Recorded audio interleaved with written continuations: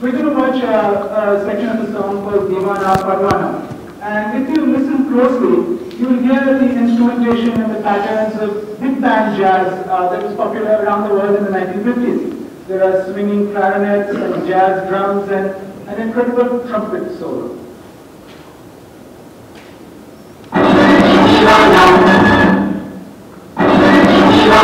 Oops, technical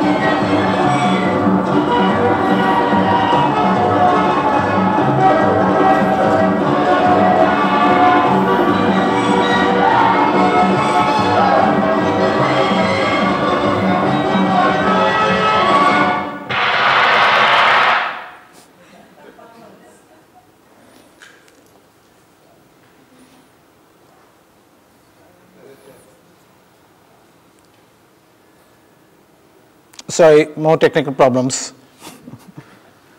And I want the presentation, please. Where is it? Ah, okay, thank you. So the chap you saw playing the trumpet, his name was Chick Chocolate, and he was a famous Bombay band leader. Albera became so popular that Chick Chocolate decided to start clothing his, sorry. I need this picture on the screen, please. This one, right? Yeah. This one? Yeah. I'll do it for you. Yeah, okay, great. Yeah, so Albera became so popular, Chick Chocolate decided to put his band in exactly those frilly costumes you saw during their stage performances too. Must have been a little difficult to jig around with those frills. But in the 50s, Chick was performing everywhere. He was at the Taj, he was at the National Sports Club, he was at hotels like Hackman's in Missouri during the summer. His performances there were among the highlights of the Missouri summer station, the summer season. His band was, as this clip attests, one of the finest in India. In addition to his trumpet playing, he also sang in a gravelly voice exactly like Louis Armstrong. And as this album cover shows, he actually bore a rather striking resemblance to the man from New Orleans who was his idol. The appearance of Chick Chocolate in the films was a slightly unusual occurrence. But the use of big band jazz rhythms in the Hindi films was actually quite a common occurrence by the 1950s. So how did jazz come to find its way into Bollywood? For that, we have to travel back in time a couple of decades. It's 1935. We're in the ballroom of the Taj. And on stage is Leon Abbey. He's a violinist from Minnesota, and he's here with his band.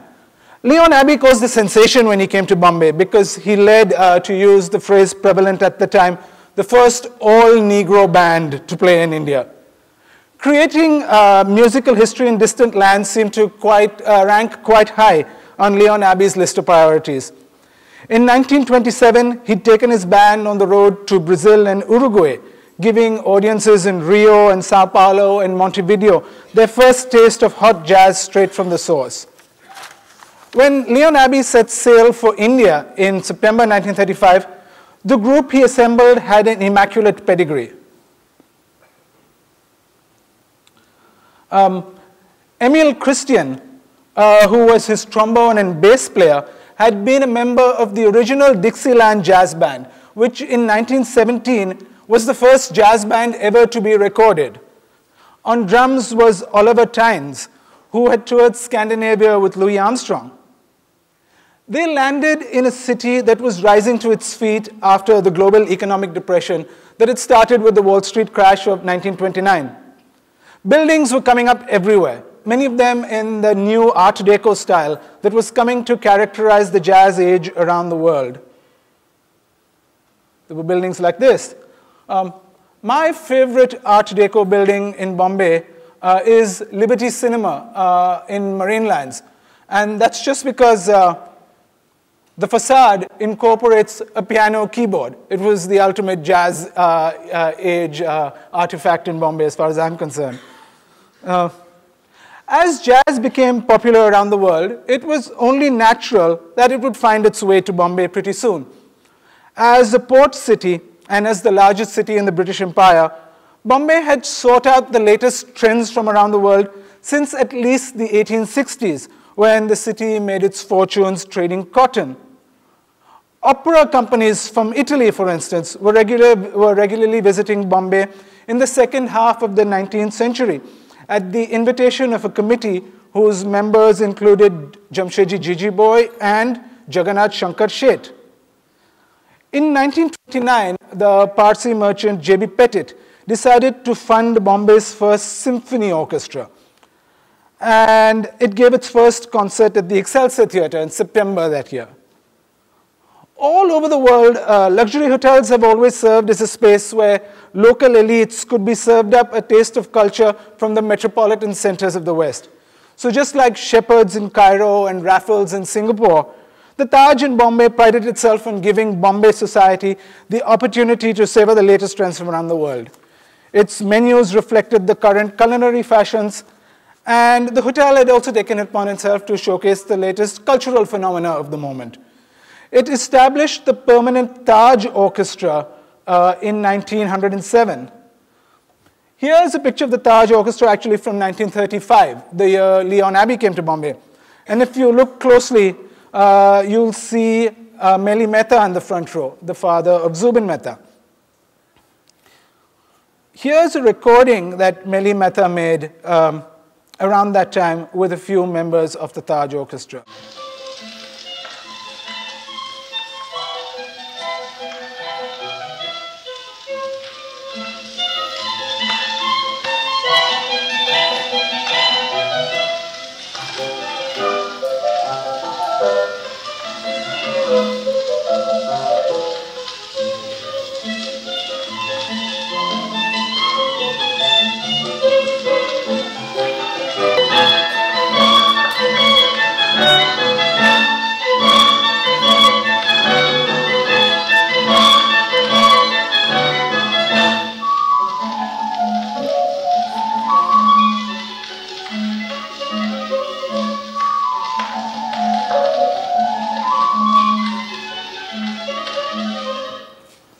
So that was what Bombay classical music sounded like in 1935.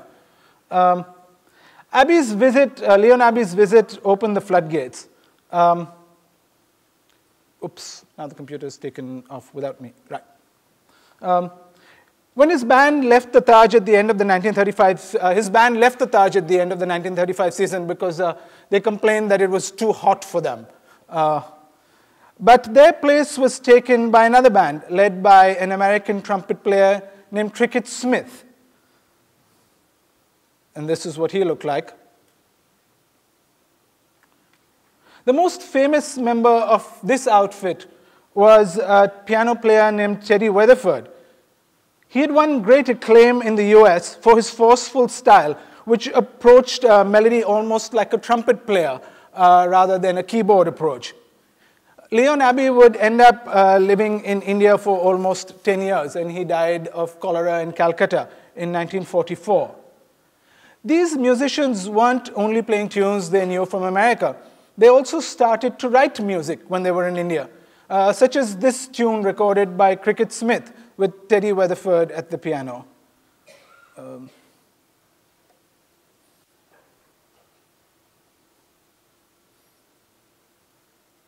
It's the second piece of audio there, please. No, not that one, the next one. Yeah. Yeah.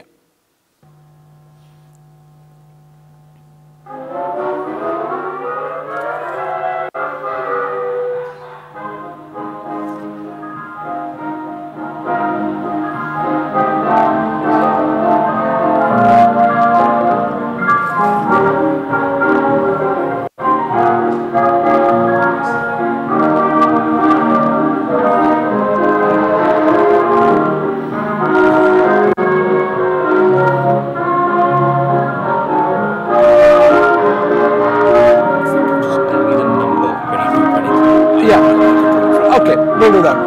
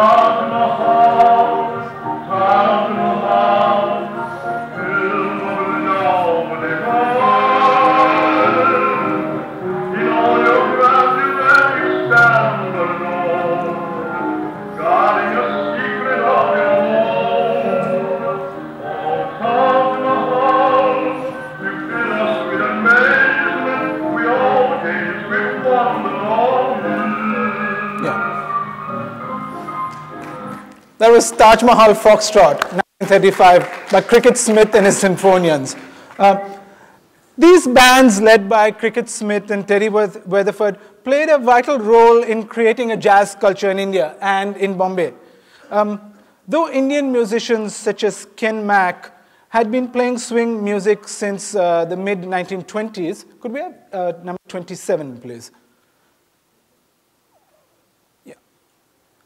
Musicians such as Ken Mack had been playing swing in Bombay since the 1920s. But they had learnt the music by listening to music scores and by reading of music scores and by listening to records. Having these great African-American musicians in town completely energized the scene. Both Cricket Smith and Terry Weatherford recruited Indian musicians to play in their bands and taught them how to play jazz the American way. Among the first Indian musicians to play with the American bands was Josik Menzies, who was a violin player who also played reeds, Frank Fernandes, the trumpet player, and Mickey Corea. By 1937, the band at the Taj had both Indians and African Americans. And shortly after that, by 1939, Indians were leading bands at the Taj. This is a picture of Mickey Corea's band from that year. And he sort of created a record because he stayed at the Taj until 1962. By the 1940s, Bombay had a vibrant jazz scene, sustained by enthusiastic dancers, like these people.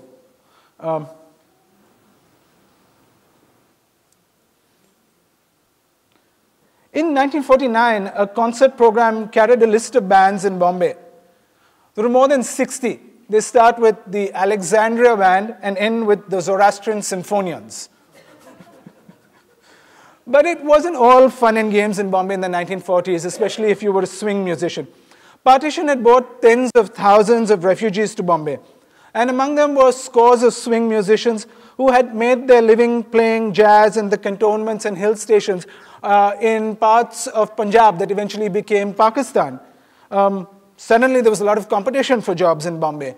And prohibition had gradually been introduced by Bombay state, so hotels were losing business. Also, jazz musicians were uncertain if the new India had a place for them culturally. Everywhere there was a suspicion of cultural forms that were considered to be colonial hangovers, and jazz was among them. That's when the movies came to the rescue. By coincidence, technological developments around the same time allowed sound in the films to become much more sophisticated. In the early years of the talkies, music was recorded by relatively small groups of musicians, such as this one. But to convey the drama unfolding on screen effectively, film soundtracks needed to have large orchestras, all playing together to emphasize the urgency of a car chase, to highlight the suspense of a murder, or to serenade a sweetly developing romance. Here, there was a problem. Indian music is melodic, and as you saw when Namita sang, the main performer performs a single melodic line, and everybody else, in this case the tanpura or a tabla, reiterates that line. But Western music and the orchestras that Bollywood would need are harmonic. The musicians in the band all need to play notes of related pitches, which is what makes them sound large and effective. Most of the composers of Hindi film scores, in India we call them music directors, were trained in Hindustani music. People like Naushad and C. Ramchandra had the fabulous talent to create really memorable melodies. But for those to be translated into effective screen music, those melodies needed to be harmonized for a large orchestra. That's where the jazz musicians came in. Many of them were Goan and had received their musical training in the Western classical tradition in schools that the Portuguese had set up in the mid-1500s. They knew all about harmony. So the composers of film music began to hire these jazz musicians as assistants to help them on their scores. This is how the work would proceed.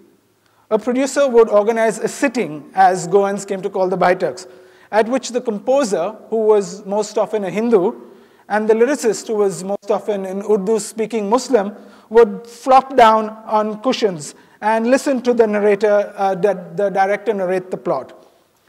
When the director indicated a point at which the song was necessary, the composer would hum out a melody or pick it out in his harmonium, and the Goan assistant would note down these fragments, and then he would go back and piece them together into a song, and he would score them for the orchestra. But the assistant wasn't just taking dictation. It was his job to craft the introductions between the verse and the chorus.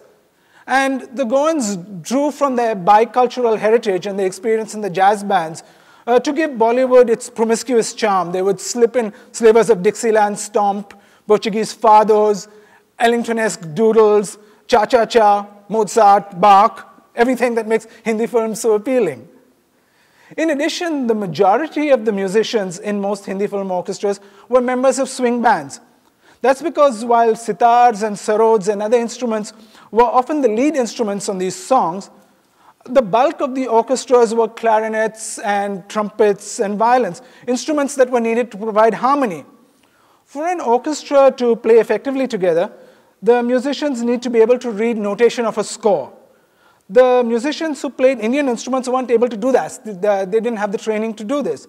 So they had to rehearse their parts until they'd memorized them. But the jazz musicians with their Portuguese-influenced training were all fluent readers of scores. And this made the recording process much more efficient.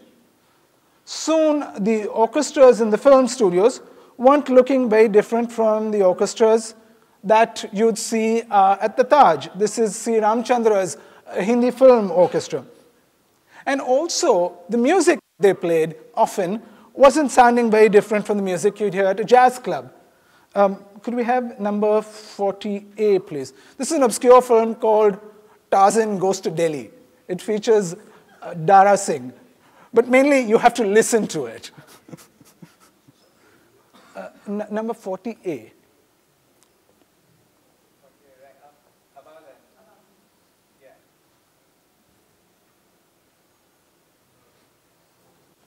Yeah, no.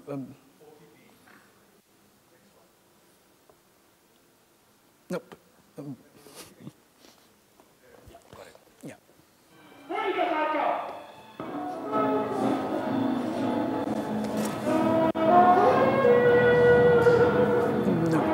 We need to play. We need to be able to see it. Yeah.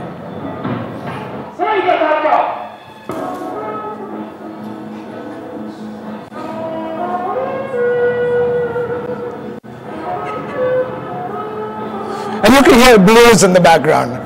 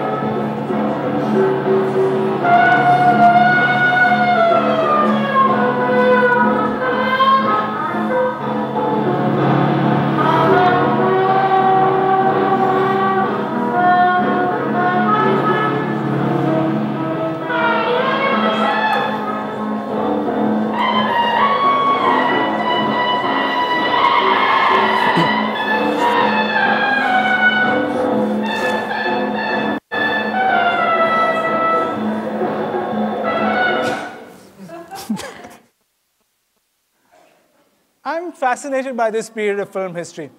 To begin with, this was world music being created in the film studios every day, long before the term world music was ever invented. But in addition, this sound contained the dreams of newly independent India.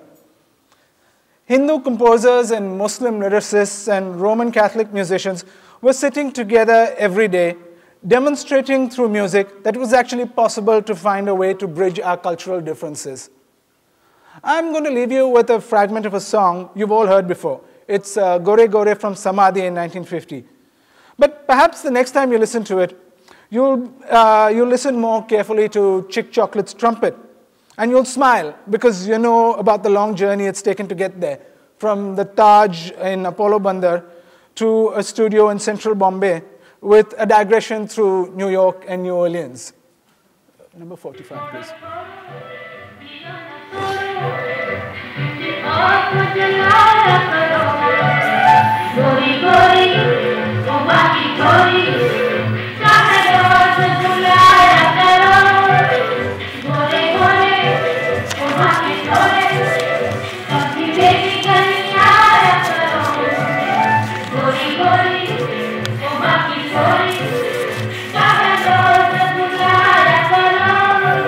Chick Chocolate's trumpet.